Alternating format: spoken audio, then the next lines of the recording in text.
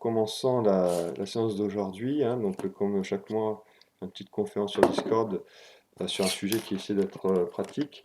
Le sujet d'aujourd'hui est en fait d'actualité.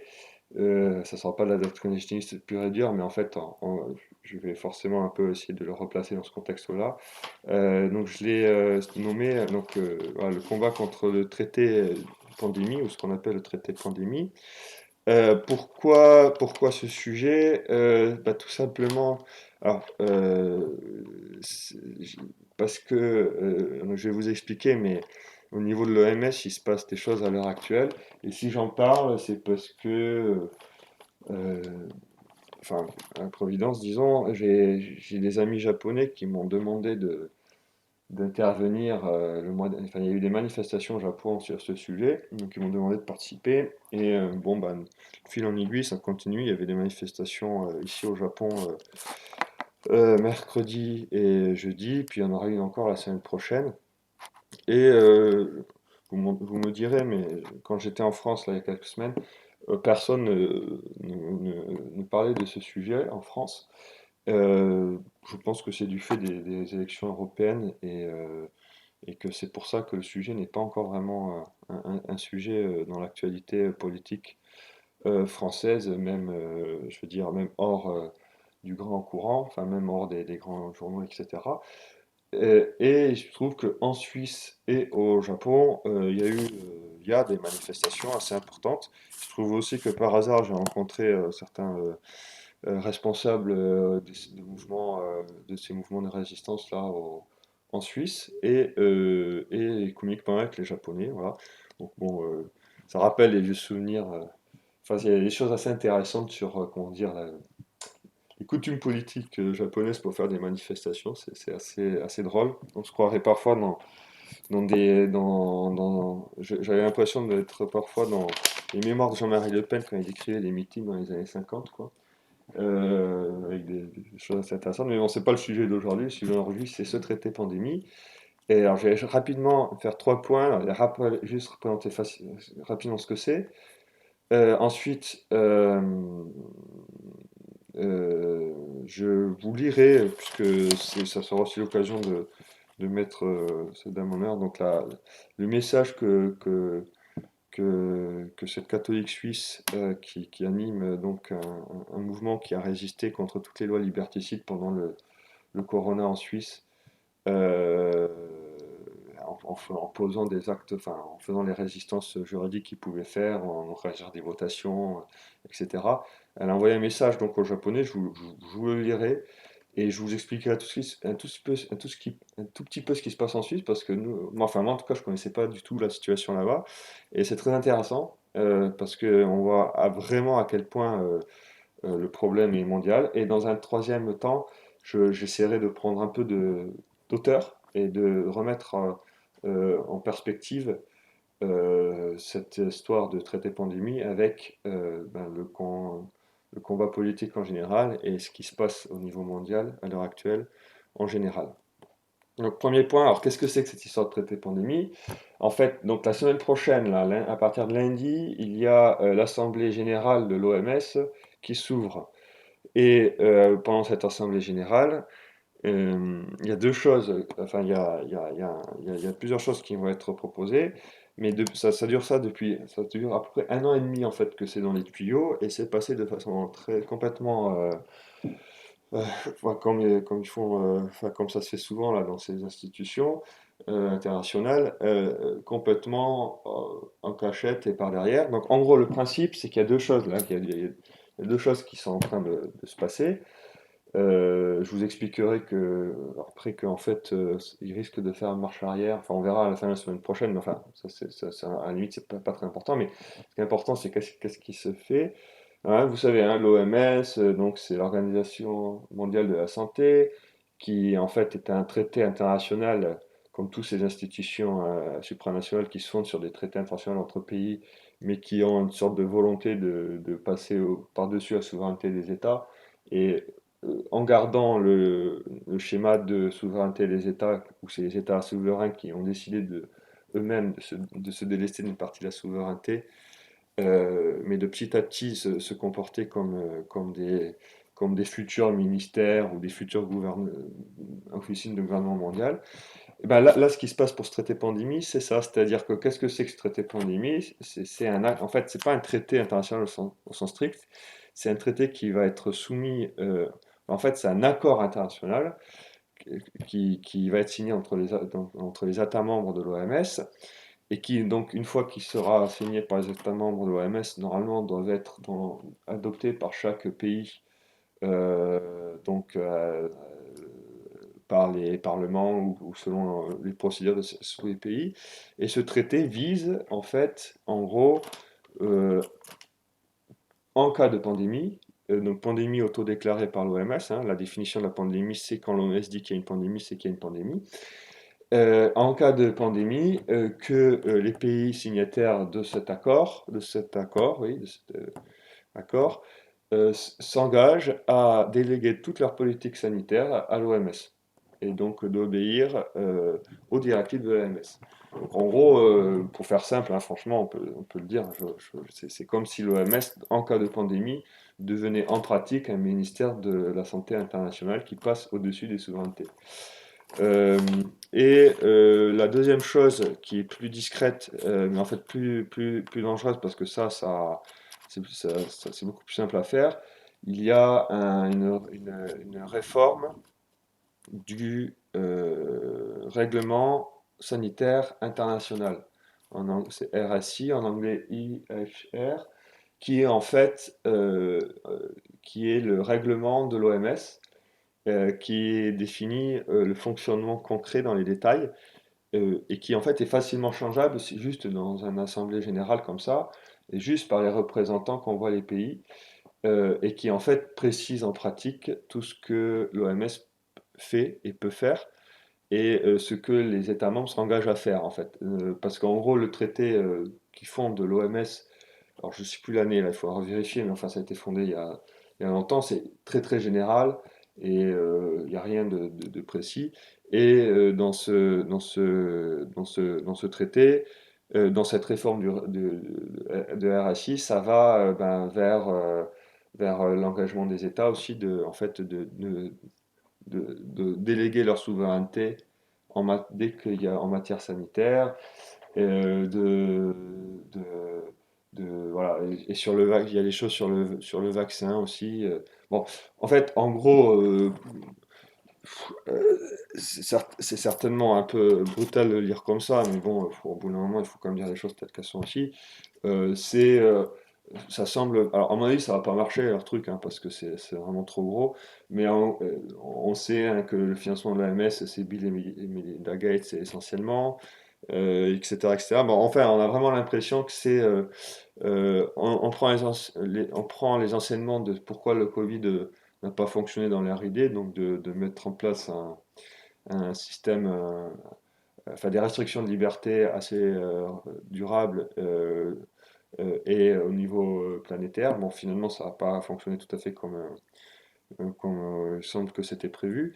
Et on a l'impression que c'est un peu l'enseignement post ça. Donc, en gros, on met en place les outils légaux institutionnels pour le cas que dans une future pandémie, ben, il n'y a pas de possibilité d'échappatoire des pays. Parce que ce qui était, enfin, la grande chose, la grande force, enfin, comme quoi le diable porte pierre, je veux dire, ce qui a été très positif pendant pendant le Covid, ou plutôt ce qui a permis de respirer, c'est que comme chaque pays enfin, en fait, il y a un certain nombre de pays qui ont vraiment suivi, voilà, il y a eu enfin, il y a eu une volonté de l'OMS d'imposer des mesures en fait au niveau international, et ces mesures effectivement ont été à peu près reprises à peu près partout. Donc que ce soit confinement, masque, et puis ensuite le vaccin, si vous voulez. On va dire simplement ces trois déjà points-là, et de ne pas utiliser de pas utiliser d'autres choses de thérapie, et à travers ces mesures mettre en place un contrôle social important, etc. Mais le X, c'est qu'il y a pas mal de pays qui l'ont pas appliqué, ou qui l'ont pas appliqué comme ça, ou qui l'ont pas appliqué du tout, et ce qui a fait, et ou qui l'ont pas appliqué en même temps, et ce qui a fait que, en fait, c'était hyper visible dès qu'on voulait bien voir qu'il y avait, enfin, les différences, alors que normalement ça se passait partout du même côté, différences entre pays ou par même dans les États, entre États aux États-Unis ou entre pays qui fermaient pas, qui mettaient le masque, qui mettaient pas le masque, qui étaient en retard pour les injections ou pas du corona, et puis que finalement dans les chiffres, soit ça change rien, soit on se rend compte qu'en fait c'est plutôt les mesures anti-Covid qui semblent tuer plus de gens ou quoi. Enfin bref, ça a permis en fait d'analyser plein de choses et que ça se voit. Enfin en tout cas c'était pas, c'était très désordonné, très désuni. Voilà comme façon de faire. Et en fait, il y avait plein d'informations qu'on pouvait voir facilement. Ben, on a l'impression que là, ce qui se passe au niveau pandémie, c'est mettre en place des outils légaux et institutionnels et juridiques pour qu'en cas de pandémie, ben, il n'y ait plus de moyens pour les pays de faire des choses différentes et à différents moments pour ceux qui signent. Donc, et donc de bien mieux contrôler l'information et de bien mieux contrôler les choses. Et puis aussi que ça soit obligatoire et que ça soit vraiment pas, disons, juste des gens acquis au mondialisme dans chaque pays qui appliquent les mêmes politiques, mais que ça soit l'OMS véritablement de façon centralisée qui décide avec une sorte de hiérarchie qui casse carrément assumée, là, où l'OMS ordonne à tous les pays comment il faut faire en cas de pandémie qu'elle-même autodéclare, quoi.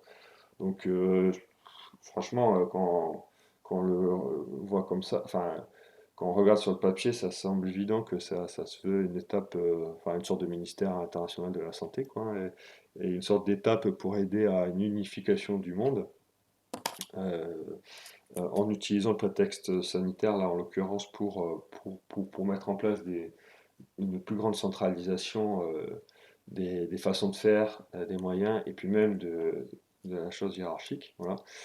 Euh, voilà. Donc il y a ça qui se passe. Bon, en pratique, je ne vais pas rentrer dans tous les détails, je ne suis pas forcément hyper connaisseur, mais ça va. Il y a pas mal de remous, il y a eu pas mal de rétropédalage parce qu'en fait ça attirait plus l'attention que ce qu'ils pensaient, même si en Suisse et au Japon en particulier, mais apparemment ça devrait devenir un sujet dans les prochains mois aussi en France parce que ce traité, normalement, il va passer comme une lettre à la poste la semaine prochaine. Apparemment, ça va pas forcément se passer autant comme une lettre à la poste pour des. Enfin, à mon avis, ça passera quand même, parce qu'il n'y a pas de raison que ça passe pas. Mais après, ce traité pandémique doit être accepté dans les différents pays. Et pour la France, si je m'abuse, ça devrait se faire pendant l'été, toujours par la même bonne raison parlementaire. Pendant l'été, les gens font moins attention à ce qui se passe au Parlement, donc on fait passer tous les pires trucs toujours pendant l'été. Voilà, bon, et, et- et voilà. Mais clairement, le timing est très intéressant en fait, parce que pourquoi ça se passe à l'heure actuelle, je pense que c'est pas non plus tout à fait innocent, c'est-à-dire qu'à part la Suisse et le Japon, tous les pays occidentaux sont en élection. Les Américains sont en élection présidentielle déjà, et les autres pays européens sont avec les élections européennes, ce qui fait que ce sujet-là de l'Assemblée internationale de l'OMS est ignoré des opinions publiques de tous les pays euh, j'allais dire des mouvements qui résistent à ce genre de choses. Voilà. Donc il y a deux pays où c'est pas le cas, où c'est le Japon et la Suisse. Et pour le Japon, il y a eu une grosse manifestation le mois dernier, en avril. C'était quel jour déjà? C'était le 4, 15 ou... c'était le 13 avril, où il y a eu, vous me dire c'est pas beaucoup, mais pour le Japon c'est énorme, où il y a eu 13 000 ou 14 000 personnes qui ont participé, sans que ça soit prévu. Euh, ce qui a fait réagir les gens, il y a des gens assez différents qui ont participé, pas mal de médecins, pas mal de gens de la société civile, et des gens qui a priori au départ ne parlent pas ensemble, des gens qui sont issus tant de la gauche que de la droite aussi, et les gens sont un peu réunis sur les deux sujets. Je pense qu'il y avait aussi une sorte de réaction a posteriori sur la période du Covid, parce que les Japonais étaient très dociles, mais Je pense qu'il y a une sorte de... Bon, ils en ont subi les conséquences aussi, donc là, il râle a posteriori de ça, quand même. Arrêtez de nous... Enfin, voilà, ils ont bien mangé, en fait, hein, les Japonais aussi, même s'ils ont été obligés de rien faire. Mais ils ont fait. Et surtout le combat de protéger la souveraineté, de dire c'est quand même scandaleux qu'on perde sa souveraineté-là, que c'est pas que quel que soit ce qui se passe à tes pays qui décident, et pas une organisation supranationale où on ne sait pas qui est là-dedans. Enfin, en fait, si on regarde, on commence à savoir et ça fait très peur. Mais bon, même si on ne savait pas, on ne sait pas qui c'est et tout ça, et que c'est eux qui décident de toute la politique du pays, qui passent même au-dessus, voilà, de la souveraineté. Enfin, c'est un vrai perte de souveraineté. Donc, c'est ce combat pour conserver la souveraineté et ce combat aussi de pas accepter ce chèque en blanc qui, en fait, est déjà une restriction de liberté annoncée, hein, parce qu'en principe, c'est ça, hein. Et aussi, ça s'allie avec le combat ici au Japon, même si c'était pas revendiqué, mais il y a ça en ligne de mire contre la réforme constitutionnelle qui veut mettre en place, qui est un peu le pendant au niveau interne ici au Japon de cette réforme de l'OMS au niveau international. C'est-à-dire que si la politique Covid n'a pas forcément bien marché au Japon, donc, enfin, comme ça aurait voulu que ça fonctionne, c'est parce que la constitution japonaise empêche l'État japonais de prendre des mesures restrictives et d'obliger euh, quoi que ce soit, et même en mesures sanitaires, les gens. Donc ce qui faisait que, par exemple ici au Japon, pendant la période covidienne, on a été complètement libre de mouvement, jamais obligé de porter de masque, jamais de confinement obligatoire, tant qu'on décidait de... Voilà, je n'ai jamais autant voyagé qu'en 2020 moi-même. Alors il n'y a pas beaucoup de Japonais qui le faisaient évidemment, mais on n'a jamais été inquiété, je veux dire, par les forces policières, ou par les lois, ou par ça. Et ça a été et clairement, euh, bah, je pense que certaines élites n'ont pas apprécié ça parce que ça permettait d'avoir une certaine marge de liberté. Et la réforme constitutionnelle veut introduire un état d'urgence. Et s'il y a un état d'urgence, ça permet d'avoir des choses restrictives et en fait de faire comme les autres pays en Occident ont fait avec les mesures restrictives. Bon. Voilà, en gros pour présenter la chose générale. Et puis je me propose de lire simplement ensuite en deuxième temps la lettre, donc c'est adressé aux Japonais, c'est pas forcément adressé à nous, mais c'est très bien aussi pour nous. La lettre qu'a écrit donc Michel Caillé, donc une dame suisse francophone enfin, qui vient d'un village pas loin de la frontière française et qui anime le mouvement fédératif roman, donc qui est un mouvement de la société civile qui a été fondé il n'y a pas longtemps, en 2020 en 2021, et qui depuis se bat contre, avec les moyens légaux, tous les moyens possibles, contre toutes les lois restrictives de liberté ou qui démantèlent la souveraineté ou la neutralité suisse. Et aussi, comme à Genève, il y a toutes les organisations internationales, hein, comme vous savez, il y a justement il y a l'OMS, mais il y a aussi les Nations Unies, il y a aussi Davos, donc il y a le Bilderberg, il y a tous les trucs comme ça qui se rassemblent. À chaque fois qu'il y a quelque chose qui se rassemble, ils vont protester, ils mettent en lumière et ils essaient d'atteindre les Schwab, les compagnies, tout ça. Donc bon, le fait que tout ça soit en Suisse, voilà, ça joue. Donc, je vais lire d'abord, ensuite je vais faire deux mots sur la Suisse, et ensuite passer à la troisième partie. Alors, je vous lis, hein. Donc c'est Michel Caillé du mouvement fédératif roman qui dit ça, et ce message donc a été traduit en japonais et dit à ceux qui étaient là jeudi après-midi au japonais. Donc je lis. Chers amis de la résistance japonaise, je vous adresse ces quelques mots de la part du mouvement fédératif roman en Suisse dont je suis la présidente. Nous sommes pleins d'admiration pour votre force et votre détermination à vouloir protéger votre souveraineté nationale. En Église, en Suisse, pardon, nous faisons de même avec courage dans l'espoir que le peuple se réveille pour faire face aux enjeux globalistes qui nous menacent. Aujourd'hui, j'ai envie de vous raconter comment notre belle Suisse souveraine a disparu. Pour cela, je vais vous parler de mon enfance et de notre fête nationale. Le 1er août, jour de notre fête nationale, était un jour exceptionnel dans l'année. Oui, le 1er août, c'était au moins comme un jour de Noël, sauf qu'il n'appartenait qu'aux Suisses. En général, il faisait beau, Papa prenait congé ce jour-là, on se retrouvait en famille, un immense feu brûlait et quelques feux d'artifice crépitaient. Il y avait les petits pains au lait surmontés de leur jolie croix suisse. C'était une journée délicieuse et en même temps chargée de solennité. Quelle chance nous avions d'habiter dans ce pays unique, où il était tout de vivre. On se sentait libre, dans le respect de chacun, dans l'humanité de chacun. La confiance, la fierté d'être suisse, oui. Nous pouvions nous vanter et dire qu'il n'y en a point comme nous autres. Je sentais tout l'honneur et la fierté d'appartenir à cette nation helvétique souveraine et responsable. Dans ce pays où le seul souverain est le peuple, un peuple qui a donc le droit à l'autodétermination. Mais que est devenue cette autodétermination aujourd'hui? Comment avons-nous perdu notre souveraineté? Que reste-t-il de la liberté, la démocratie, l'indépendance et la paix? Que reste-t-il du respect de l'autre et de l'équité? Tout ce qui est représenté l'unicité de notre pays vient à se perdre dans une globalisation générale où le profit est la devise ultime. On a allègrement piétiné toutes les valeurs cardinales qui ont contribué à la construction d'un État de droit et de son ordre constitutionnel, et cela au motif fallacieux de la sécurité de tous et du prétendu intérêt général qui se résume, somme toute, à l'intérêt de quelques privés déjà fort nantis. Que subsiste-t-il d'un peuple qui ne se caractérise plus ni par son éducation ni par sa culture aussi peu? Que subsiste-t-il d'une nation qui ne possède plus de citoyens pour s'interroger sur l'avenir des jeunes générations? Que subsiste-t-il de notre constitution bafouée à moult reprises? Aujourd'hui, nous assistons à une invasion de toutes nos valeurs traditionnelles et chrétiennes. Nous ne savons plus qui nous sommes, même notre genre est en passe d'être effacé au profit d'être asexué sans morale et sans spiritualité.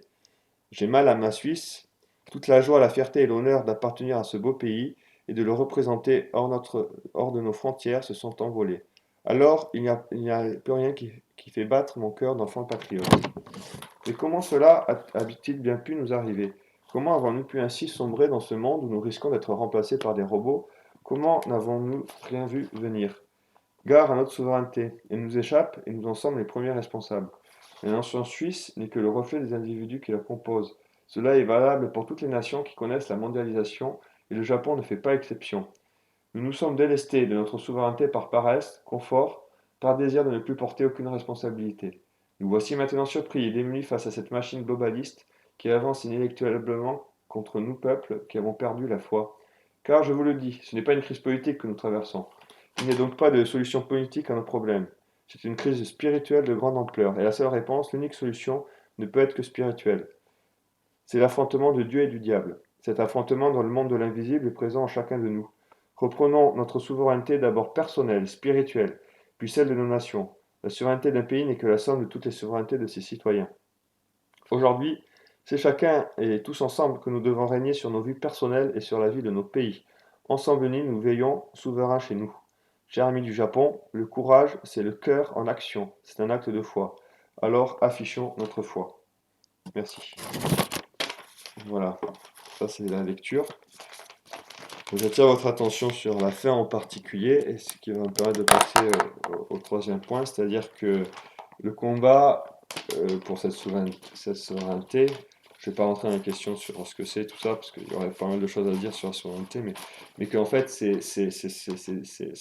en fait, à la fin, ce qu'elle dit, c'est exactement ce que nous, les légitimistes, on dit en France, c'est-à-dire, c'est le combat d'abord au niveau de soi-même, au niveau de la personne, et de se réapproprier soi-même, voilà, avoir le courage de poser des actes, d'être catholique, de vivre catholiquement, et pour nous en France, de vivre comme légitimistes, c'est de faire le bien dans nos vies personnelles, et que c'est à partir de là qu'on retrouve cette souveraineté, donc elle appelle ça cette souveraineté personnelle et spirituelle, que ça peut faire quelque chose ensuite à un plus grand stade. Et que si on est dans cette situation-là, c'est bien d'abord, avant même l'attaque de l'extérieur, c'est la faiblesse de chacun et de ceux des catholiques en particulier, et des élites politiques qui ont des idées claires et qui, au lieu de les appliquer, se sont délestés de leurs responsabilités. Voilà.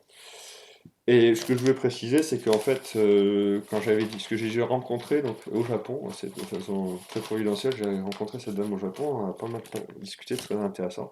Et la situation en Suisse est vraiment pas, enfin, pas du tout, on a une image de la Suisse, on a l'impression qu'ils sont honnêtes, qu'ils ont encore leurs particularités et tout ça. Ben, c'est un démantèlement assez complet. Alors je savais que pour les histoires bancaires, c'était déjà un démantèlement. Ça fait un moment qu'il n'y a plus de secret bancaire en Suisse et que les comptes en Suisse, c'est un mythe. Ça fait déjà 10-15 ans que ça s'est bien effacé. Mais que, en fait, bah, ça continue, ça s'accentue. Et alors même si on n'est pas encore dans l'état de dégradation de la France et qu'au niveau local, ça reste encore à peu près, enfin, il y a encore des leviers au niveau local, que la Constitution n'a pas encore été changée, mais qui est de plus en plus ignorée et bafouée, et qu'il y a des lois Covid, de contrôle social comme partout ailleurs, et qui avancent et avec enfin, relativement peu de résistance, et ça. Enfin, qu'il y a exactement les mêmes choses qui se mettent en place, que la Suisse devient petit à petit ben, j'allais dire comme les autres pays de l'Union européenne, un département de l'Union européenne, plus qu'un pays souverain. Voilà, donc on a la même tendance et la même chose qui se passe au Japon. Donc ça me permet de rebondir finir sur le troisième point, essayer de prendre un peu d'auteur, c'est qu'est-ce qui se passe, hein. Parce que bon, on sait très bien que les manifestations contre des pandémies, ce genre de choses, c'est bien, il faut le faire parce que ça permet de ralentir les choses, ça peut faire des rétropédalages, ça peut permettre à des gens de prendre conscience et tout ça. Mais en fin de compte, c'est pas ce genre de manifestation, tout ça, qui va changer la donne absolument, hein. C'est comme un livre pour tous à l'époque. Euh, ça va passer, mais en fait, ce qu'il faut comprendre, ce qui se passe, c'est que il y a vraiment quelque chose qui se passe au niveau mondial à l'heure actuelle, et que c'est exactement, on- voilà, c'est quoi on appelle le mondialisme, ce que certains appellent la mondialisation, mais qui n'est pas juste un phénomène dû aux technologies, de se connecter plus facilement, mais qu'il y a en fait la révolution mondiale qui avance, et que cette révolution mondiale n'est que la continuité de la Révolution française, d'une part, mais de cette révolution moderne et au départ protestante aussi, qui existe depuis la Renaissance en France et qui, d'un point de vue politique, explose à partir de la Révolution française. Et qu'est-ce que c'est que cette révolution mondiale? C'est ce qu'elle dit, hein, c'est le combat du diable contre Dieu, ça c'est clair. Et en fait, c'est une repaganisation du monde, et c'est pas nouveau, hein, cette vieille marotte de la tour de Babel. Si vous voulez, c'est l'impérialisme au niveau mondial, c'est l'ancien impérialisme au niveau des États qui aujourd'hui se veut au niveau mondial. C'est-à-dire, auparavant, le mondialisme, c'était la révolution dans un pays, et donc on avait la Révolution française, on peut voir ça comme une révolution mondiale au niveau de la France. C'est-à-dire, comme la France était faite à l'époque, on a voulu uniformiser de façon comment dire, forcée et violente et robotique, la France qui était excessivement variée. Et ben aujourd'hui, il se passe la même chose, sauf que c'est à l'échelle mondiale. Et ensuite, cette France, à l'époque révolutionnaire, devient impérialiste et va imposer son modèle idéologique totalitaire à tout le monde de l'époque qui était l'Europe. Ça s'appelle Napoléon. Et quand on regarde les différents impérialismes ensuite de la fin du 19e siècle, même si on peut avoir l'impression qu'il y a des différences, voilà, il y a forcément une différence, que les hommes aiment bien avoir leurs petites différences comme ça, mais sur le fond de l'affaire, c'est l'expansion d'un impérialisme qui est quand même révolutionnaire, alors qu'ils vont se faire sous sphère de différents pays, et qu'au XIXe siècle, parce qu'il n'y avait pas d'autres possibilités de façon réaliste, mais quand on regarde tous les textes depuis la Révolution française, hein, de la République universelle, de tous ces révolutionnaires, et ensuite qui prend la forme du communisme, etc. C'est toujours pareil, il faut que ça soit une révolution mondiale, avec un gouvernement mondial, enfin en tout cas un système politique mondial, et qui en fait, c'est le retour du paganisme, c'est la fusion du religieux et du politique, c'est un empire mondial qui est aussi forcément une sorte de messianisme religieux, et qui est un messianisme religieux et politique, et aujourd'hui, alors selon les époques, c'est pas le même. Aujourd'hui, ça va être le LGBT pour les choses sociales, ça va être protéger la planète pour l'environnementalisme, ou le transhumanisme, mais ça peut être autre chose, c'était le communisme ou le capitalisme il y a quelques années, enfin, ou le libéralisme, comme vous voulez. Au début du XXe siècle, c'était le nationalisme et le patriotisme. Mais tout ça, c'est le même mouvement euh, de vouloir faire cette sorte d'unification mondiale qui marche pas qui ne font- qui ne se réalise pas du tout selon leur plan. Ça, il faut pas non plus trop s'inquiéter de ce côté-là, mais qui avance et qui aujourd'hui, effectivement, dans tous les pays occidentaux, en tout cas, et plus, c'est impressionnant de voir comment c'est toujours les mêmes sujets partout dans le monde qui arrivent à peu près en même temps et les mêmes tendances qui sont plus ou moins vite ou plus ou moins en retard, mais qui convergent tous. Voilà. Et moi, au Japon, je le vois beaucoup. Je prendrai juste un exemple, par exemple la carte d'identité. Il n'existait pas de carte d'identité au Japon. Ben, c'est un sujet, là, depuis 10 ans, ils introduisent une carte d'identité. Aujourd'hui, elle n'est pas encore obligatoire, mais ça y est, ils veulent la rendre obligatoire.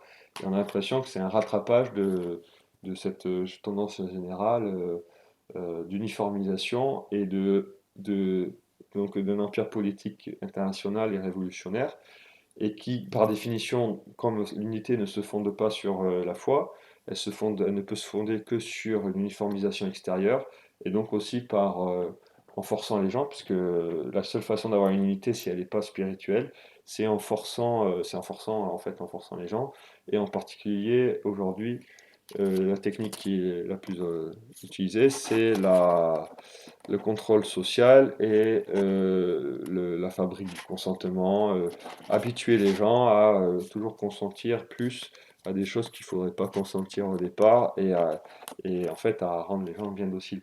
Tout ça, c'est pas nouveau, hein, c'est ce que faisaient les pays païens, au fond, hein, plus ou moins en fonction des contextes historiques, puis surtout il n'y avait pas les mêmes technologies aussi, mais enfin, c'est un peu l'aboutissement de la déchristianisation. Et pour finir, mais c'est ça qui est important, c'est que c'est vraiment un combat entre Dieu et le diable. Pourquoi? En fait, si on comprend ça, ça permet après de le décliner et de comprendre ce qui se passe. Qu'est-ce que c'est que le diable? Le diable, ce qu'il fait, c'est le singe de Dieu. Donc, il veut détruire, évidemment. Donc, il veut détruire, enfin, il déteste Dieu, mais il peut pas atteindre Dieu. Donc, pour atteindre Dieu, il s'essaie d'attaquer à son œuvre et en particulier à l'homme qui est fait à l'image de Dieu. Donc quand il arrive à faire du mal à l'homme, euh, il est content parce qu'il a l'impression de pouvoir atteindre Dieu. Euh, il trompe un certain nombre d'hommes en croyant ceux qui sont les suppôts de diable, tout ça, en fait, ils se rendent pas compte, ou ils se rendent peut-être certains compte, mais ils croient que eux, ils vont pas être dans le lot peut-être, mais ils se trompent. Lourdement, mais c'est qu'ils participent à leur propre autodestruction. Et donc, il ne faut pas oublier que dans tout ça, c'est l'autodestruction de l'homme par la légitimation du péché, par l'augmentation des péchés, par tout ça. Et c'est exactement ce qui se passe dans les idéologies à l'heure actuelle, hein, que ce soit le mariage contre nature, que ce soit la légitimisation de tout un tas de choses. C'est quoi? C'est vouloir en fait augmenter le péché. Mais en même temps, quand il y a un autre aspect, c'est un singe de Dieu. Donc donc le diable, Lucifer, veut se prendre pour Dieu à la place de Dieu. Donc il veut se créer en fait une sorte d'empire qui singe l'Église du Christ et qui singe les sacrements du Christ, qui singe sa société surnaturelle. Et donc sa singerie devient un empire politique unitaire, totalitaire, le plus large possible, avec à la place des sacrements des lois obligatoires qui vont prendre des formes diverses, mais finalement, parce que, d'un point de vue anthropologique, l'histoire du vaccin pour le corona, ça pouvait sembler être une sorte de rite de passage obligatoire pour pouvoir être citoyen. Oups. Oui, tout va bien. Euh, et euh, voilà. Donc pour conclure, ce que je voulais dire, c'est que ce qui est important dans cette histoire, c'est que je pense que c'est important de comprendre qu'il y a cette bataille eschatologique, comme dans toutes les époques, hein, qui se passe à l'heure aujourd'hui, sauf que dans notre époque, on n'est pas dans la chrétienté du XIIIe siècle et il y a plein de résistances qui sont tombées. et que forcément, hein, ça c'est impossible de dire ça, mais chaque minute qui passe nous rapproche un peu plus de la fin des temps, et on sait que plus on va vers la fin des temps, plus euh, le combat eschatologique d'un point de vue politique va se faire, se fait dans des échelles plus grandes. Après, il ne faut pas rentrer dans toutes les questions apocalyptiques, tout ça. La seule chose importante là-dedans, c'est qu'il faut toujours être prudent avec ces questions. C'est que nous, notre fin des temps, c'est notre mort, hein, voilà, d'une part, mais que d'autre part, ce combat eschatologique entre Dieu et le diable existe, la tendance, parce qu'on sait que le diable existe et on sait qu'il déteste Dieu, tout ça c'est révélé, et on sait que c'est un singe de Dieu, et on sait que son but c'est d'étendre son empire sur les âmes pour en attirer le plus en enfer, donc de légitimer le péché, d'augmenter le contrôle pour mettre en place une sorte d'esclavage psychologique au début et puis voire totalitaire sur le plus grand nombre d'âmes pour les empêcher de se sauver, quoi, hein, d'aller du côté de Dieu. Et tous les empires païens, tous les mondes païens en fait font ça plus ou moins. Et c'est pas pour rien qu'à chaque fois que le christianisme arrive quelque part, ils se font pas. Il y a des martyrs et qu'il y a une persécution énorme. C'est une sorte de réaction de l'Église de Satan qui voit qu'il est en train de perdre la main. Et aujourd'hui, finalement, il se repasse la même chose, sauf que ça se fait à un niveau beaucoup plus large et mondial, avec quand même des élites qui sont relativement organisées, qui ont une certaine uniformité quand même d'idéologie, même s'ils peuvent avoir plein de sous-sectes. Vous voyez, il y a les transhumanistes, il y a les LGBT, il y a les loges de telle ou telle officine. Etc. Donc tous, en fait, ils sont pas d'accord entre eux, mais au fond, sur le fond du fond, ils sont tous plus ou moins gnostiques et en le sachant ou pas, en fait, quand même lucifériens. Et avec des moyens d'action énormes, et donc, donc ça, il y a cette volonté-là. Donc c'est pas mal de le savoir parce que ça permet de, quand il y a des choses qui se passent, même si on ne sait pas ce qui est important de savoir, c'est qu'il n'y a pas forcément une organisation toujours euh, concrète, je veux dire humaine et avec des têtes claires derrière. Donc c'est ça qui peut compliquer la donne.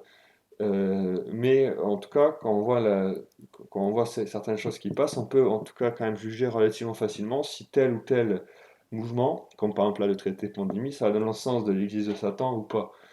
Et donc savoir comment il faut se positionner par rapport à ce genre de choses. Et aussi savoir que même s'il n'y a pas et qu'il y a cette volonté d'organisation, donc sauf qu'ils ne sont pas d'accord entre eux, donc ils se battent entre eux. Donc la Chine communiste va se battre contre les mondialistes américains, mais sur le fond du fond, ils sont en fait d'accord. Quand on regarde, ils collaborent. Enfin, ils font les mêmes choses, enfin les mêmes mesures déjà, hein. Le contrôle social en Chine est beaucoup plus avancé que ce qui se passe chez nous, il y a beaucoup de choses qui sont passées pendant le Covid qu'on a copié sur ce qui se passait déjà en Chine, hein, en fait, par exemple, sur ce genre de sujet. Voilà. Mais que donc il y a une vraie volonté surnaturelle, hein, de fonder un empire mondial, et qu'il y a une vraie volonté parmi des hommes de faire cette gouvernance mondiale, comme on dit aujourd'hui, en fait, cet empire mondial, cette révolution mondiale, et que l'enjeu est aussi mondial, que notre combat révolutionnaire et légitimiste doit se faire en France, mais en fait se fait aussi sur toute la planète, et que on est tous concernés, et que c'est pas juste une histoire franco-française. Voilà. Mais après, on est français, donc on fait ce qu'on peut dans dans cette situation avec la mission providentielle spécifique à la France. Mais chaque pays a a le devoir d'être bon instrument de Dieu, et même des gens comme au Japon, par exemple, qui sont païens. Moi, c'est ce que j'essaie de faire passer de plus en plus, c'est que vous êtes impliqué dans un combat qui vous dépasse complètement. C'est un combat entre Dieu et le diable, et que si vous voulez, il y a des réactions, il y a des gens qui ont des réactions saines, mais si vous voulez mener le combat et pouvoir le gagner, il faut bien se remettre sur le terrain, et que c'est pas un combat entre pays, que c'est pas un combat juste entre des gens méchants et des gens gentils ou je sais pas quel genre de truc. C'est un combat qui a une part surnaturelle. Sans ça, on comprend pas pourquoi il y a, ça serait incompréhensible qu'il y ait autant de convergences qui sont pas juste explicables par des manœuvres humaines, parce que il y a un peu plus que ça quand même. Euh, et donc que s'ils veulent vraiment se battre, au bout d'un moment, il va falloir se battre pour Dieu. Et pour le païen qui aurait du mal à se convertir au début, c'est dire, bah, de toute façon, la conversion, c'est ton affaire personnelle à la fin, mais que si tu veux pas te battre au nom de Dieu, en fait, à un bout d'un moment, tu te bats au nom du diable. Donc, ça peut pas vraiment marcher à terme. Voilà, donc merci de votre attention, et puis je propose qu'on passe aux questions,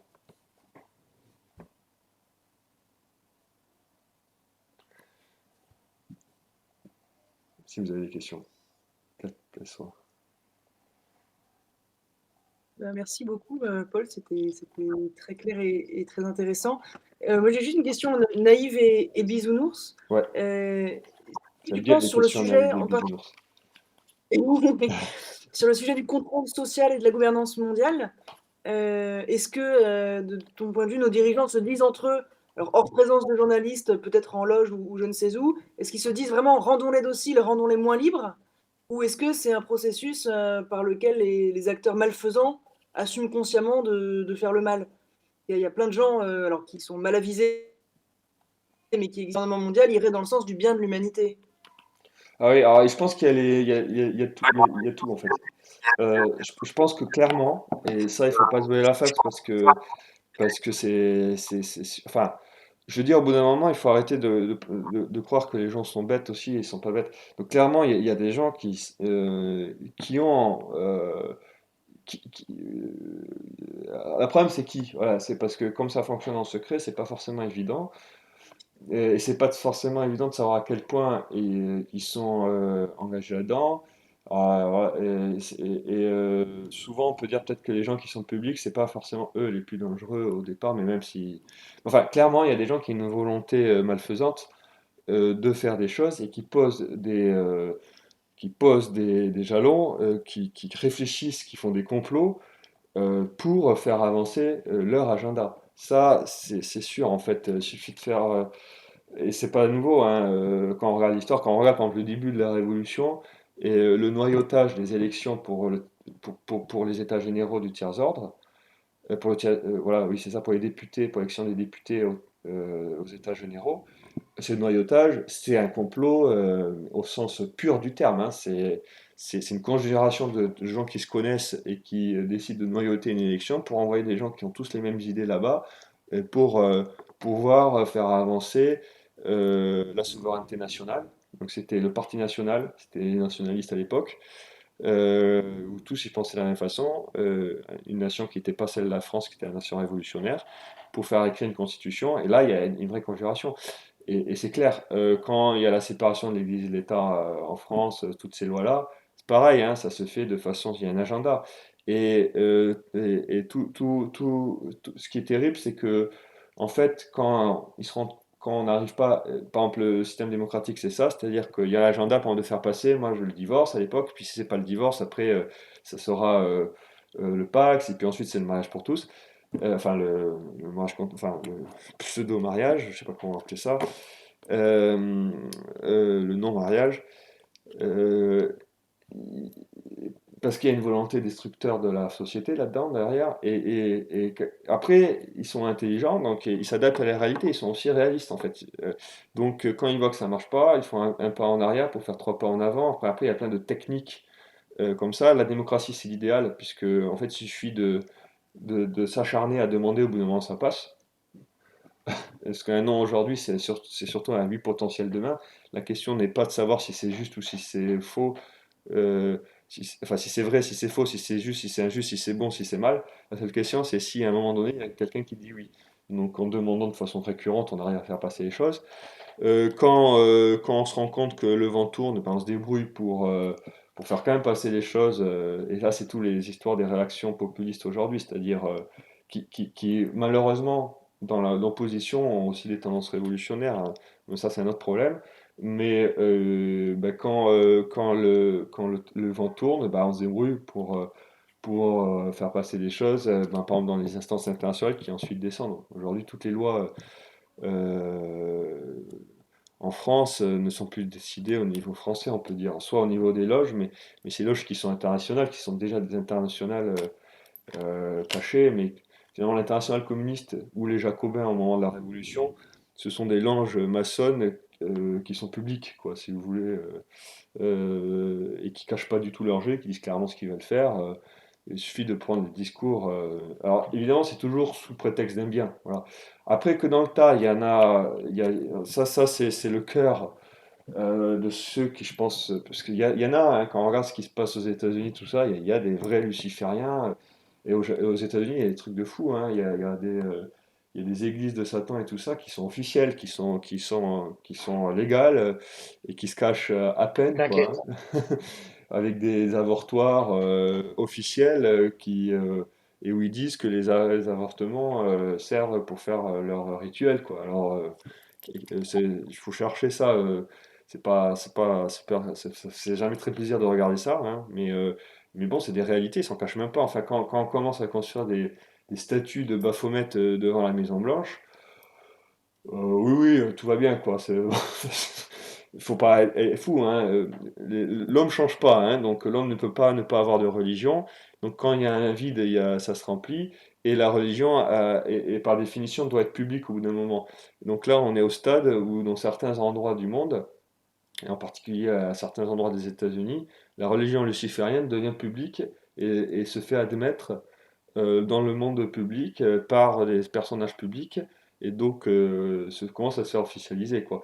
Il suffit de voir aussi autre exemple. Vous prenez, euh, j- il faudrait que j'ai pas envie de le faire parce que c'est super, je déteste, enfin c'est pénible, mais en fait je pense que malheureusement il faut peut-être le faire. Mais, à mon avis, regardez la cérémonie d'ouverture des Nations Unies. Vous prenez, alors c'est encore pire ce truc, et je pense que c'est quasiment à vomir, donc on n'a pas envie de le faire, mais je pense qu'il faut le faire de temps en temps, parce qu'il faut se rappeler quand même à quel point il y a des malades en face, hein. Enfin, pas des malades, justement, c'est pas des malades du tout, ils savent très bien ce qu'ils font, ouais, c'est ça qui est dangereux. Un- à l'époque, c'était les hérétiques, donc c'est quoi le problème de l'hérétique? C'est que c'est pas un malade, il sait ce qu'il fait, et il le fait par pure mauvaise volonté, hein.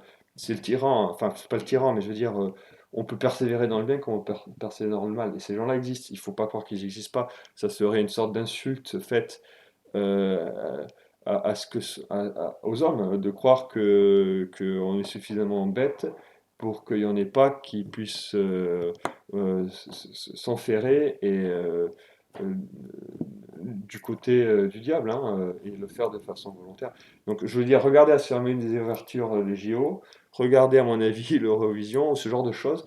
En fait, si on commence, c'est des sortes de para-liturgie d'une néo-religion qui devient de plus en plus affichée, de façon de plus en plus affichée luciférienne en fait.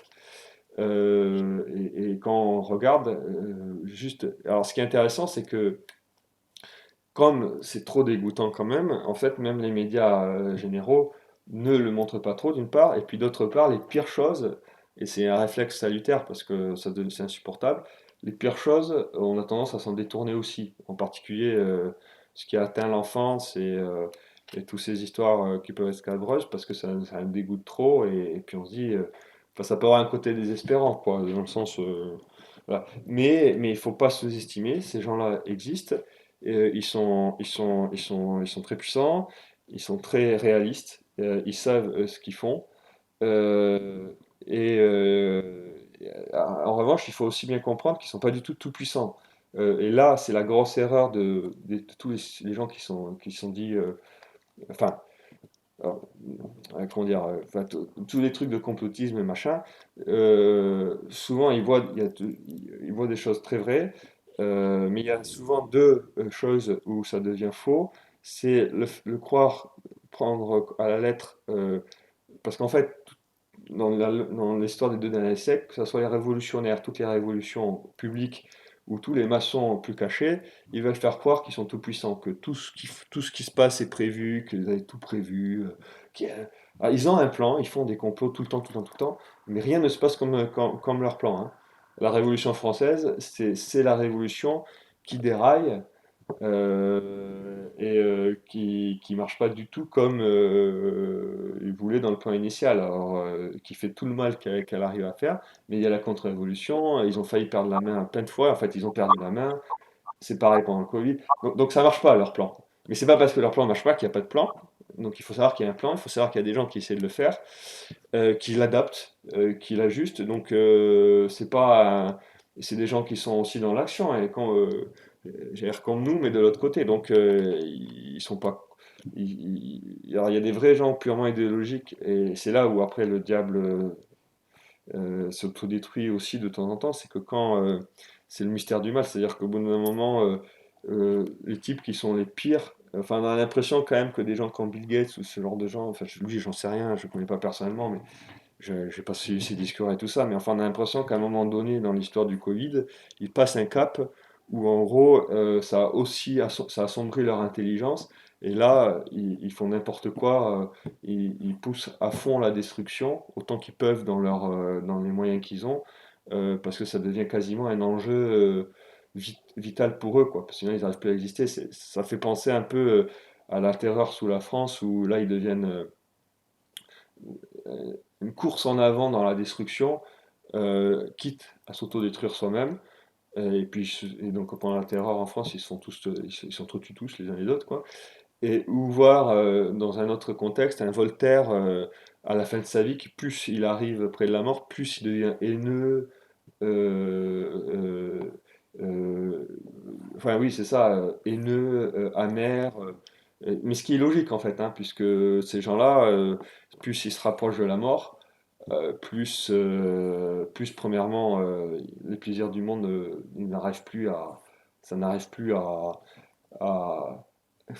comment dire, enfin, ça n'arrive plus à les apaiser, même localement, et qu'il faut toujours de plus gros péchés ou plaisirs du monde pour essayer d'oublier un peu la situation où ils sont, donc soit d'apostasie, soit de déchéance, donc leur mort s'approche, et leur mort s'approche, j'en sais rien, hein, mais quand on regarde la fin de Voltaire, où on lui a, où ça, il a demandé un prêtre, mais ça, comment, euh, enfin, son entourage a interdit, l'a isolé pour pas qu'il y ait de prêtre qui aille le voir, parce que c'était pas possible que Voltaire se convertisse. On voulait pas que Voltaire puisse se convertir. Il est devenu fou, hein. Les derniers moments de Voltaire, c'est effrayant. On a l'impression qu'il voit les flammes de l'enfer en train de le lécher déjà, quoi, hein, et qu'il devient fou. Euh,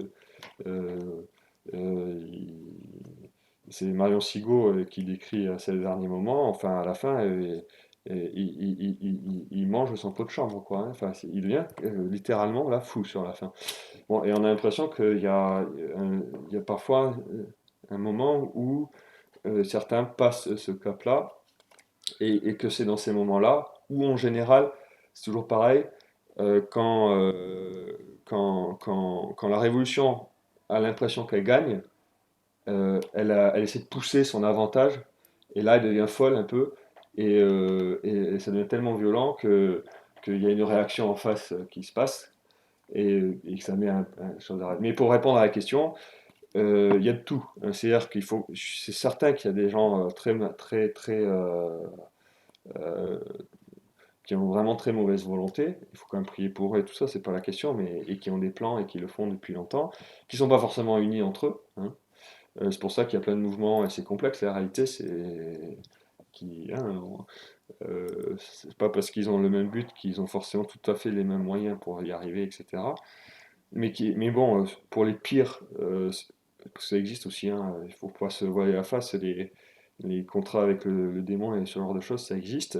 Et certains euh, le font a priori, et que ces gens-là qui se mettent volontairement sous l'influence du diable, on peut aussi quand même penser que enfin, c'est logique qu'ils aient des inspirations qui les font converger vers des choses que d'autres font converger. Et c'est ça, c'est la seule en fait explication valable.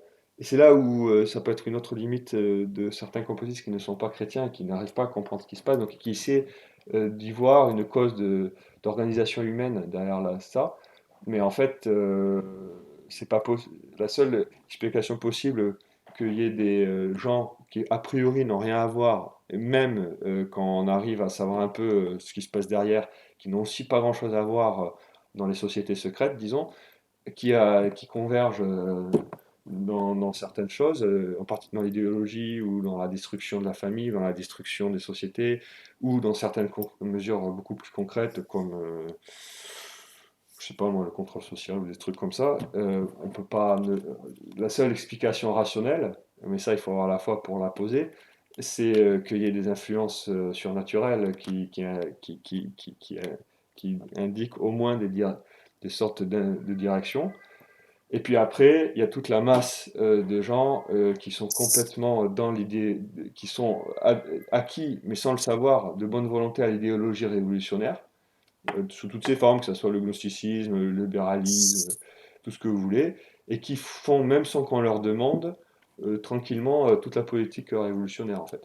Mais qui, eux, ne le font pas comme les premiers qui sont une toute petite minorité et qui ne le font sans le savoir et qui le font souvent même, voilà, forcément pour un bien qu'ils pensent qui est vraiment bien. Et donc, eux, ils peuvent se réveiller beaucoup plus facilement, surtout ceux qui ont des places pas les plus importantes, parce que souvent ceux qui sont quand même les plus importants, s'ils sont là, c'est que vous savez, il y a tout un fonctionnement, c'est un truc classique, hein, quand on réfléchit, c'est un réflexe politique, j'allais dire païen, normal, mais si vous mettez des gens à des postes importants, il faut les contrôler eux-mêmes, donc on se débrouille, c'est l'affaire Epstein aux États-Unis. C'est quoi cette affaire Epstein? Qu'est-ce que ça veut dire? C'est que, en fait, tous les politiques influents, on leur a fait faire commettre des crimes énormes, et en gros, après, on leur dit, bah, si vous bougez, on vous massacre, quoi. Donc en fait, ça fonctionne comme ça aussi entre eux, c'est-à-dire qu'ils se détestent entre eux et ils se tiennent les uns les autres. Ça, c'est pas l'ambiance de la fraternité chrétienne, tout ça, hein. Mais dans des niveaux plus bas où des gens qui ne sont pas forcément encore là, enfin, qui n'ont pas été visés par ces groupes, la plupart des gens se font pratiquement, pratiquement peuvent faire des choses d'ailleurs qui sont pas forcément révolutionnaires, mais dans les pensées, parce que c'est comme ça qu'on est éduqué, il y a toute cette idéologie libérale et tout ça, libéraliste, qui est là, et donc ils font sans savoir, et voilà. Donc eux, leur faute est beaucoup moins évidemment engagée, et a priori, ces gens-là se convertissent beaucoup plus facilement. Il ne faut pas sous-estimer qu'il y a certaines personnes que on voit mal comment. Euh, enfin, voilà. Et voilà. Et plus, je pense, plus on descend, et plus la masse est juste ignorante, en fait. Voilà. Et il y a beaucoup de choses qui fonctionnent sur l'ignorance aujourd'hui, et cette ignorance fait que il y a la docilité naturelle qui est une bonne chose, et qu'on adopte la religion du moment, qui est en fait une sorte de religion diffuse, euh, gnostique, libérale, et puis avec toutes ces idéologies qu'on veut. Voilà, je ne sais pas si ma réponse est claire. Ce qui est compliqué, c'est ce que analyse des gens comme Augustin Cochin, tout ça, c'est que évidemment ça se fonde sur cet aspect démocratique, donc qui institutionnalise le fait qu'on ne met jamais devant ceux qui sont des sites du directif. Vous voyez, c'est l'emboîtement des sociétés. C'est ce les sociétés de pensée, il appelle ça comme ça, là, Augustin Cochin. Et c'est pas ça, la loge franc-maçon fonctionne sur ce type-là, mais pas que. Les clubs jacobins fonctionnent comme ça, la cellule communiste fonctionne comme ça. Toute société démocratique pure fonctionne de cette façon-là. C'est-à-dire que il y a dans la société de pensée, on ne sait plus qui dirige, et, et officiellement personne ne dirige, mais ce qui permet en fait de diriger tout à fait ça sans jamais engager la responsabilité de ceux qui dirigent. Et c'est ça qui est excessivement pervers.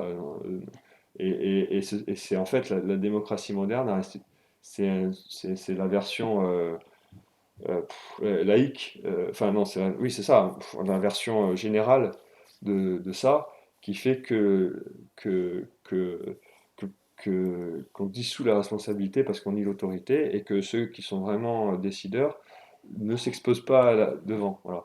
Non, alors à l'heure actuelle, quand même, sur les dernières années, je pense que quand même les réseaux, que quand même un certain nombre de gens dénoncent, euh, sont quand même très impliqués effectivement là-dedans. Mais après, la question, c'est toujours pareil.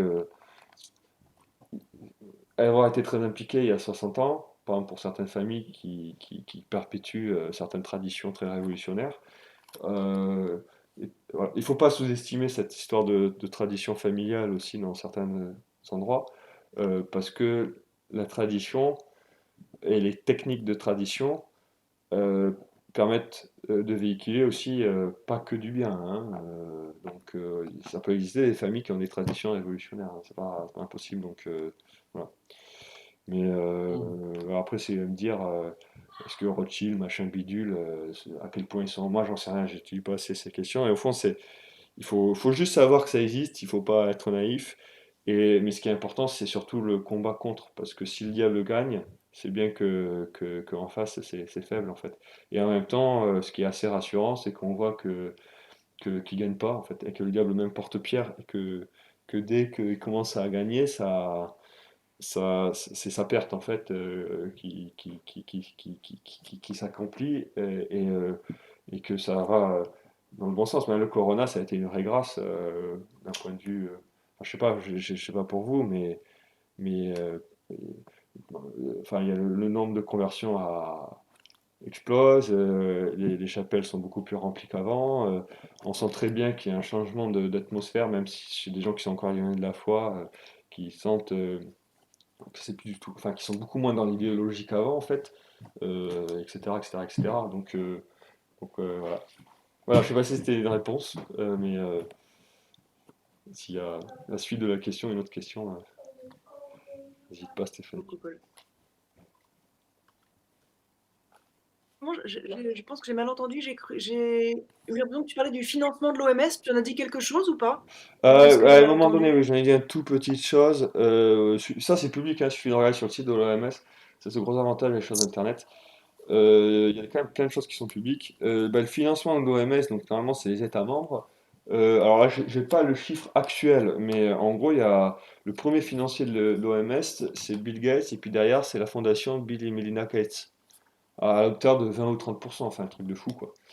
Et donc c'est pas pour rien que l'OMS depuis 20 ou 30 ans, en gros ça, cette situation a augmenté. Il suffit de chercher, et c'est très simple sur Internet, c'est des informations qui sont publiques, ils n'ont pas le droit de cacher leur financement quand même.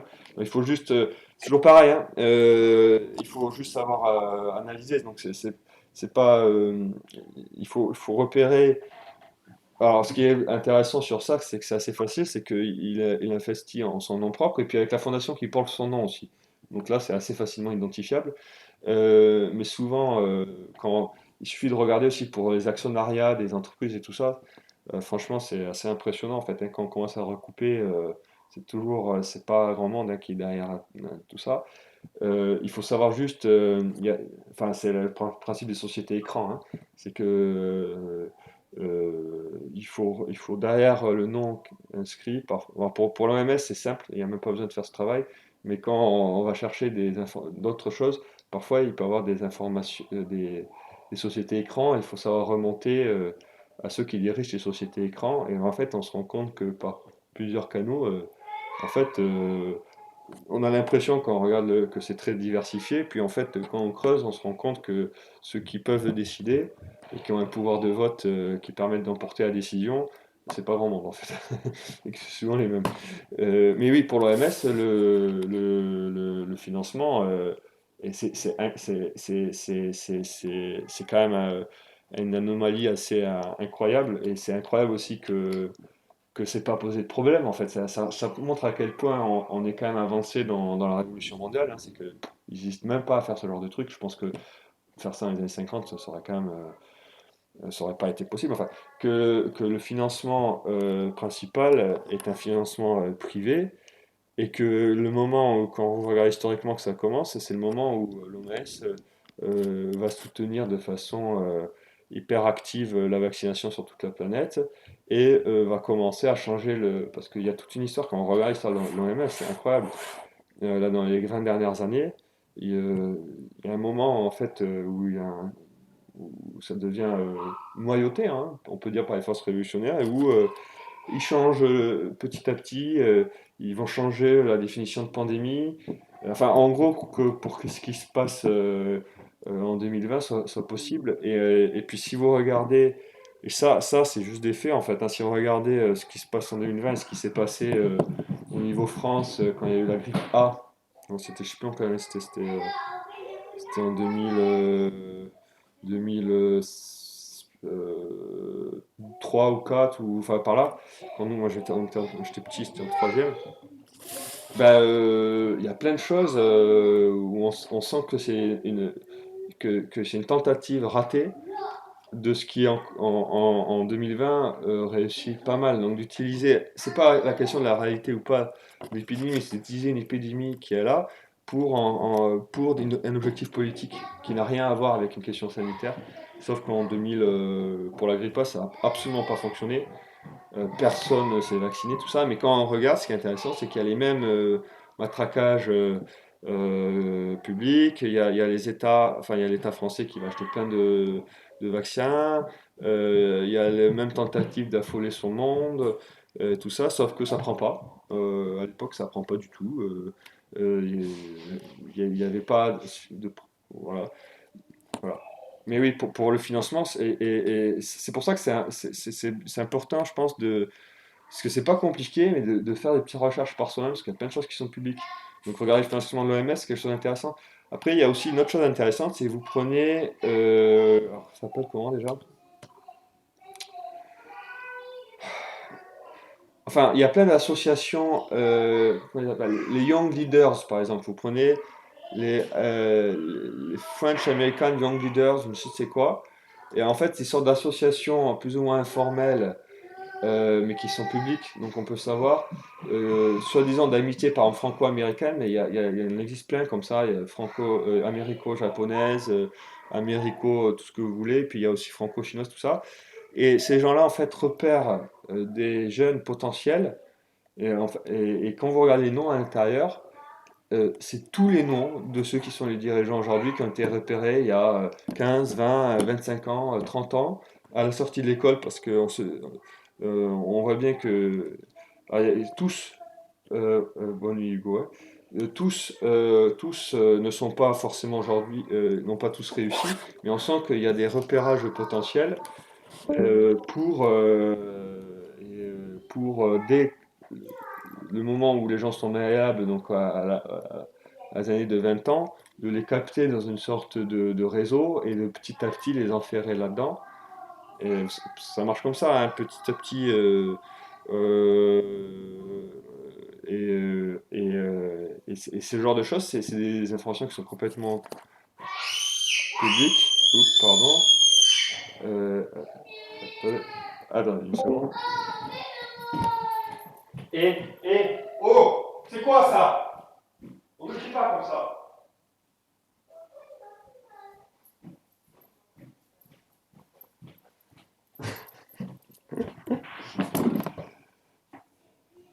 Pardon, c'est un petit accident et tout va bien.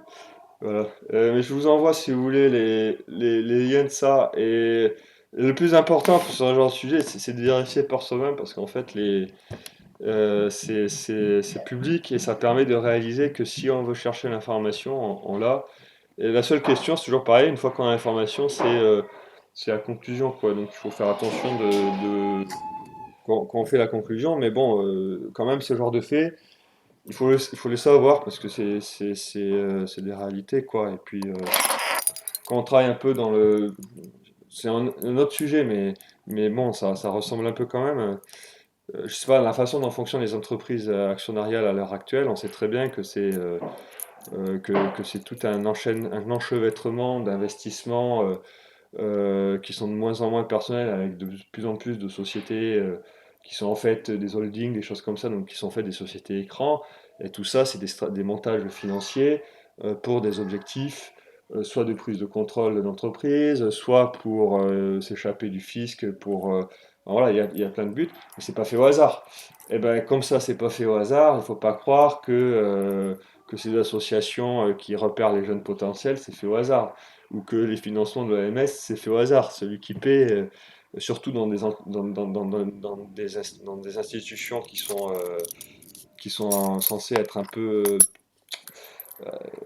pseudo-démocratiques, avec peu de contrôle, tout ça, ils ont forcément un grand contrôle. Et après, quand on commence à chercher ça, on essaie mais voilà. Mais bon. Ceci dit, ça ne veut pas dire que tous les types là-dedans sont forcément tous corrompus et qu'il y en a pas un, et qu'il y en a pas un qui peut se convertir, qui peut se rendre compte de ce qui se passe et puis réagir. Il y en a en fait. Et souvent d'ailleurs, quand il y a ce sont ces gens qui sont comment on dirait, dans le système, qui montent et puis qu'à un moment se rendent compte de choses qui peuvent changer et devenir des gens très bien. Moi, je pense à une personne, là, par exemple, le docteur Ligaya, qui était aux Philippines. Alors, c'est pas tout à fait le même contexte, mais ça ressemble, qui était le ministre de la Santé à l'époque, et qui, en fait, soutenait à fond le planning familial, toutes ces choses-là, et en fait, en gros, faisait avancer la culture de mort aux Philippines. Et puis un jour, elle est allée sur le terrain et elle s'est rendue compte de ce que c'était, la réalité de ça. Et elle s'est rendue compte qu'en fait, elle faisait une politique de mort, en pensant que c'était bien, mais que en fait, ça tuait des gens et, et puis ça l'a convertie. Et puis maintenant, en Asie, elle s'occupe de l'association la plus pro-vie et qui se bat de façon très active en Asie sur les sujets pro-vie. Voilà. Donc heureusement, il y a plein d'histoires comme ça. Voilà. Oui. Oui, D'autres questions ou ça va? ça va. Désolé, c'est toujours des questions. Euh, Voilà, c'est ça. Je vais vous donner là. J'envoie juste deux liens parce que c'est quand même assez génial. Alors, il faut juste trouver les... Bon, je vous donne le lien et puis dedans, après, il faut fouiner. Il faut fouiner pour trouver la liste des gens qui ont été... comment... qui ont été... qui ont été... euh, voilà, qui ont été promus. Et bon, c'est pas forcément. Voilà, si vous regardez, si vous prenez les Young Leaders anciens, vous verrez que. Voilà, là, j'ai eu la chose. Pardon, attendez, c'est quand même assez impressionnant. Il faut. Alors, attendez, si. Est-ce que. Alors, est-ce qu'il y a des choses? Ouais, tout, et là, quand on va regarder, on va remarquer que tous les politiques un peu importants, même dans ceux qui se disent souverainistes et tout ce que vous voulez, ils ont été anciens Young Leaders. Euh, Macron était là-dedans. Alors, attendez, c'est quelle promo Macron? Voilà, 2012. Voilà, 2012, Emmanuel Macron, et c'est la promotion de 2012. Euh, c'est- voilà, donc ça, c'est les petits indices, par exemple. Vous prenez euh, et c'est toujours pareil, hein, quand vous lisez les descriptifs, ils se présentent bien, c'est philanthropique, tout va bien, il n'y a pas de souci. Mais après, il faut voir que quand même, il y a une convergence dans les actes de ceux qui sont issus de là et tout ça, quoi. Euh, Financement OMS, ça aussi c'est facile. Et normalement, on devrait avoir. Euh, alors, qu'est-ce que je trouve sur. Pop-up. Toc, toc, toc, toc. Bon, il faut que je recherche, mais je vous enverrai si vous voulez. Voilà. Euh,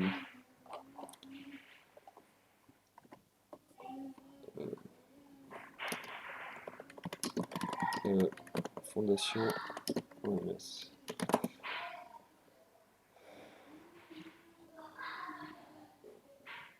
Hmm. Voilà. si vous avez d'autres questions, n'hésitez pas. Non,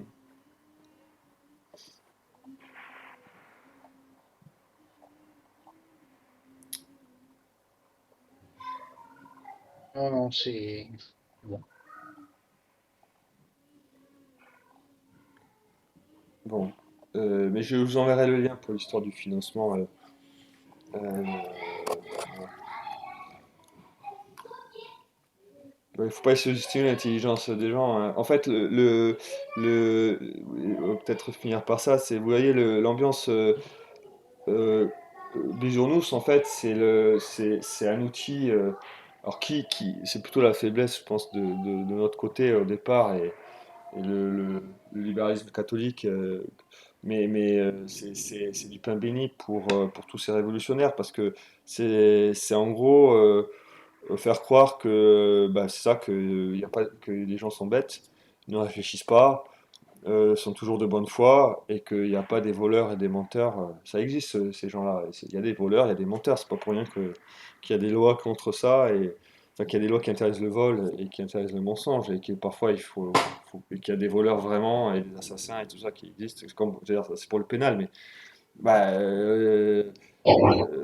bah, il y a des gens comme ça qui existent, quoi. C'est comme ça, faut le savoir, et il vaut mieux le savoir, et pas analyser tout. Enfin, sans voir tout, il faut être bienveillant quand on regarde les choses, mais il faut pas être non plus naïf. Il faut arriver à repérer les plans, les planques. Il faut faire un peu son policier de temps en temps quand même. Enfin, et repérer les montages financiers, les montages institutionnels qui sont pas naturels. Et quand il y a quelque chose qui est pas naturel comme ça, c'est que il y a un but, quoi. Il y a quelque chose. Après, la question c'est lequel. Voilà. Mais voilà. Voilà, voilà.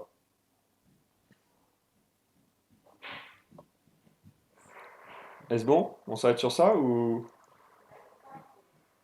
Oui, oui, Très bien. Ah, Bien, oui. merci. Je tourne le sommeil d'ailleurs. Ouais, désolé, il est tard. On commence très en retard. Je propose juste de finir par le sub Praesidium, qu'il faut mettre en vous, là, à chaque fois j'oublie. Au nom du Père, du Fils et du Saint-Esprit, ainsi soit-il. Sous votre miséricorde, nous nous réfugions, Mère de Dieu. Nos prières ne les méprisez pas dans les nécessités, mais du danger délivrez-nous, seul pur, seul béni, ainsi soit.